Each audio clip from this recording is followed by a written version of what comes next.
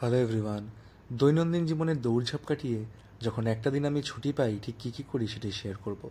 প্রথমেই ছাদে আমার ইনডোর গার্ডেনের জন্য মাটি তৈরি করে নিলাম। তারপরে গাছগুলোতে জল দিয়ে চলে গেলাম উপরে। বেশ কিছু শীতের গাছ রয়েছে যেগুলো শুকিয়ে এসছে, তো তার ডালগুলোকে আমি ক্রুনিং করে দিলাম যাতে করে পরের বছর আবার ফুল পেতে পারি। তারপরে আমার পিটুনিয়া গাছগুলোকে নিচে নামিয়ে দিলাম। দেখিয়ে দিচ্ছি আমার গাছে হওয়া কিছু বেগুন আর পাতিলেবু, দেখো কি সুন্দর হয়েছে না। এবার দেখিয়ে দিই আমার খুব পছন্দের কিছু বোগেনভেলিয়ার কালেকশন। আমি রিসেন্ট কালেকশন স্টার্ট করেছি, অনেক রকম ভ্যারাইটি কালেক্ট হয়ে গিয়েছে। সেগুলোকে একের পর এক সুন্দর করে পাঁচিল দিয়ে সাজিয়ে দিলাম। তারপরে নিচে চলে আসলাম এবং স্নান করে নিয়ে বানিয়ে ফেললাম লাঞ্চ। আজ লাঞ্চ বানানোর দায়িত্ব আমার, বিকজ বাড়িতে কেউ নেই। তো লাঞ্চ বানিয়ে নেওয়ার পরে লাঞ্চ করে নিলাম, করে নিয়ে বসলাম একটু আর্ট অ্যান্ড ক্রাফট নিয়ে। আমার আঁকার জগতে হাতেখড়ি আমার দাদা ভাইয়ের মাধ্যমে, কিন্তু পড়াশোনার কারণে আর কন্টিনিউ করতে পারিনি। তো এখন ফাঁকা সময় পেলে চেষ্টা করি একটু পুরানো জিনিসগুলোকে প্র্যাকটিস করার।